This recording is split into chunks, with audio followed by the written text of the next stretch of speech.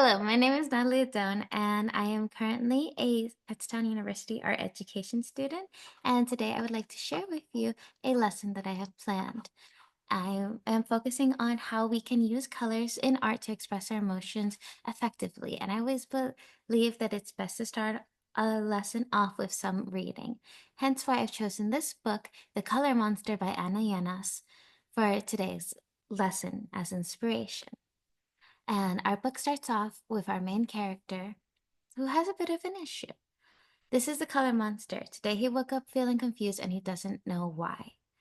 His friend asks, "Are you all mixed up again, color monster?" Your emotions don't work well when they're all jumbled up. And here we can see the colors showing the different emotions of the color monster and how they're all a bit scrambled at the moment. Maybe we can fix that. His friend suggests you should try to separate them and put each one in its own chart. If you'd like, I can help you. Let's try to make sense of how you feel. This is happiness. It shines yellow like the sun and twinkles like the stars. When you're happy, you laugh and jump and dance and play. You want to share your happiness with everyone. And we see how many friends the color monster is able to share that happiness with. There's other emotions that we can see, such as green. And it's very relaxing since this is calm. It is as light as a green leaf floating in the wind. When you're calm, you breathe slowly and deep. You feel at peace. And this page is a little bit different because in this page we can see that it kind of sticks out a little bit over here since this book has multiple versions. And in this version, it is a pop-up book where our color monster is relaxing on a hammock that is held together by these strings over here. And you can see the 3D effect a little bit better with our next color, which this is fear. It hides in the black shadows. When you're afraid, you feel tiny and helpless. Fear makes it hard to be brave. And you can see how much these branches stand up more, and it is a very enticing book. Colors can show and represent a bunch of different things and are used a lot in modern art as well. Let's take a look at a piece that happened a bit more recently. What do you see? Well, first, I see a lot of green, and I see a little dirt path here, or just a clear path. It's not quite dirt. But I think I may have said dirt because all of this green reminds me of those calm trees from earlier. And this looks like a pretty big maze, but maybe not from this point of view. I I'm not sure if I would get lost in this maze yet. But like this, I think I would get lost in this maze. This is a tall maze, and all these plastic bottles are all green, kind of look like bamboo trees. Do you know how bamboo trees look? They're kind of like a stick instead of your big fuzzy tree. It's very unique. This work was created by Jean Shin. She likes to use recycled items in her art, which is taking everyday things that may have been already used and putting it for something else to make sure that they have more use to them, that they don't get wasted. Um, and a lot of her pieces, she likes to highlight one color. As we saw in the maze earlier, she focused on green in that one, and she will focus on other colors in another project I will show you coming up.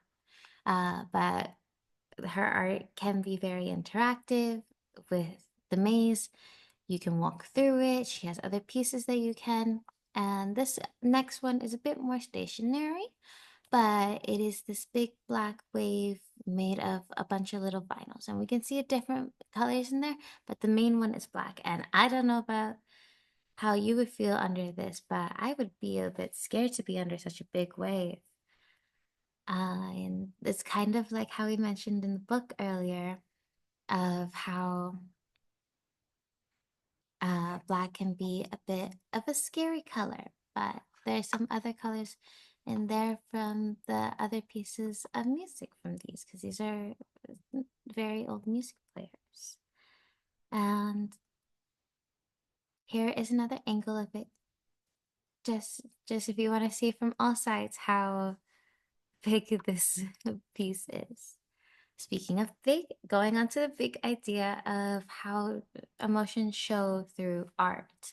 So I want to focus on some key concepts, specifically how art is an outlet that emotions can be expressed through, um, that can often show in through colors, and it can be a very healthy outlet overall.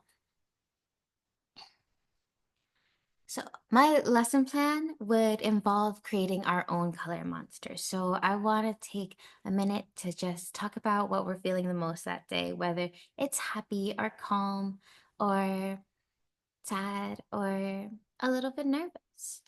Um, After we go through these colors, we can get to the more fun part and choose what materials we're going to make our color monster out of.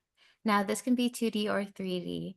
For the sake of simplicity, we're going to focus a little bit more on 2D for now, but we can sprinkle some 3D in there, I promise. And these color monsters do not have to be the same as the book or just one color. They can be as many or as little as wanted. Um, if we were going the 3D route, items from home could be incorporated as well. However, we're simple this time, and with 2D, we're going to focus on using paints instead, preferably acrylic or watercolor. So next we move on to making our color monster. So it, like I said earlier, it does not have to be the same as the book. Maybe we can play a little bit with the shape of it, but we could definitely play around with the face of it.